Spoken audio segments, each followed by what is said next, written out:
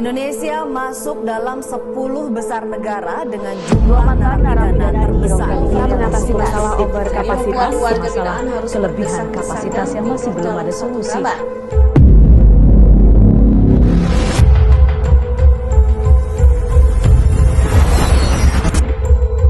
Di tengah dinamika kehidupan masyarakat, persoalan pemasyarakatan menjadi salah satu tantangan yang terus memerlukan perhatian kita bersama. Overkapasitas di dalam lapas menjadi pemandangan yang tidak lagi asing. Setiap tahun jumlah warga binaan terus meningkat, ruang hunian menjadi penuh sesak, dan pembinaan tidak selalu dapat berjalan optimal. Di sisi lain, tingginya angka pengulangan tindak pidana masih menjadi bayang-bayang. Banyak mantan warga binaan kembali berhadapan dengan hukum bukan karena niat jahat, tetapi karena himpitan ekonomi, minimnya peluang kerja, dan kurangnya ruang pemberdayaan yang mampu membuka pintu kehidupan baru. Sementara itu di masyarakat, kesempatan kerja bagi mantan warga binaan masih sangat terbatas. Stigma sosial membuat mereka sulit diterima, sulit dipercaya, dan akhirnya sulit bangkit. Di tengah kebutuhan pembinaan yang semakin kompleks, jumlah pembimbing kemasyarakatan tidak sebanding dengan jumlah klien yang harus didampingi. Namun Indonesia memasuki era baru penegakan hukum. Melalui Undang-Undang Nomor 1 Tahun 2023 tentang KUHP Nasional, diterapkan mekanisme pidana pokok berupa pidana kerja sosial dan pidana pengawasan. Sistem ini memberikan ruang bagi pelanggar hukum untuk tetap produktif, tetap berada di tengah masyarakat, dan tetap memiliki kesempatan memperbaiki diri tanpa harus kehilangan masa depan. Mereka akan menjalani pidana kerja sosial, berkontribusi dalam kegiatan kemasyarakatan, sekaligus belajar keterampilan baru yang kelak dapat menjadi sumber penghidupan. Melihat seluruh fenomena ini, maka bekerjasama dengan mitra kerja lintas sektoral adalah sebuah keniscayaan. Dalam mewujudkan kolaborasi pembimbingan, lahirlah sebuah gagasan besar, yaitu sebuah proyek perubahan yang memberi harapan baru dari narapidana menjadi wirausaha. Program ini tidak hanya sebuah inovasi, tetapi langkah strategis untuk membuka jalan masa depan bagi warga binaan dan klien pemasyarakatan.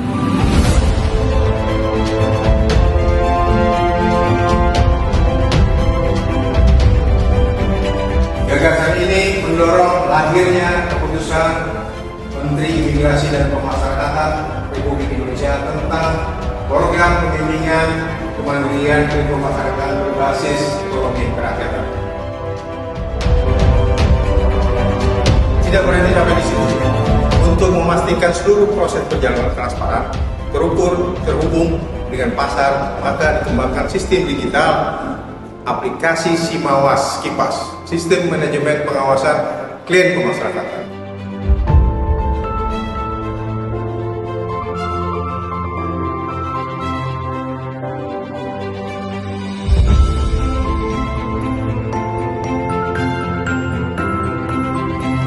Melalui platform ini, potensi UMKM dan kelompok tani dapat dipantau, dikembangkan, dan dipasarkan secara lebih luas.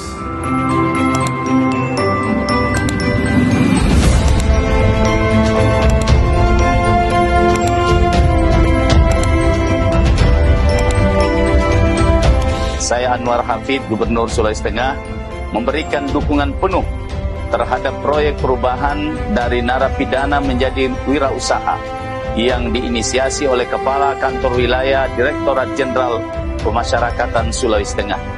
Program ini selaras dengan semangat berani harmoni, khususnya dalam mendorong kemandirian, kolaborasi, serta pemulihan peran sosial warga Sulawesi Tengah. Saya Rahmat, Kepala Kejaksaan Tinggi Sulawesi Tengah, memberikan dukungan penuh terhadap proyek perubahan dari narapidana menjadi wirausaha yang diinisiasi oleh Kepala Kantor Wilayah Direktorat Jenderal Pemasyarakatan Sulawesi Tengah, yang merupakan program langkah nyata dalam implementasi Undang-Undang Nomor 1 Tahun 2003 tentang Kitab Undang-Undang Hukum Pidana Nasional yang menekankan pada pelaksanaan pidana pokok berupa pidana pengawasan dan pidana kerja sosial. Saya Wali Kota Palu ingin menyampaikan dukungan penuh terhadap proyek perubahan inovasi dari narapidana menjadi wirausaha. Oleh karena itu, pemerintah Kota Palu sangat mendukung penuh upaya ini dan berharap insya Allah ini menjadi proyek inovasi perubahan yang betul-betul bisa diwujudkan dan terus didorong oleh kita semua untuk bisa menciptakan masyarakat yang mandiri, masyarakat yang berkarya dan berdikari. Dan yang terpenting adalah bagaimana mereka bisa terlatih untuk bisa bekerja, menghasilkan, sehingga mereka tidak punya keinginan untuk kembali ke lapas. Keinginan mereka keluar dari lapas, bekerja, menghasilkan untuk keluarga mereka, dan insya Allah kalau mereka laksanakan, mereka bisa diterima di masyarakat seperti dahulu kala. Inilah wujud nyata dari sebuah harapan.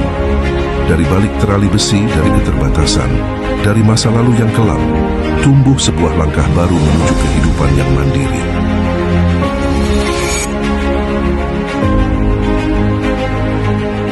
Assalamualaikum, saya Siti Asa, klien dari Bapas Palu.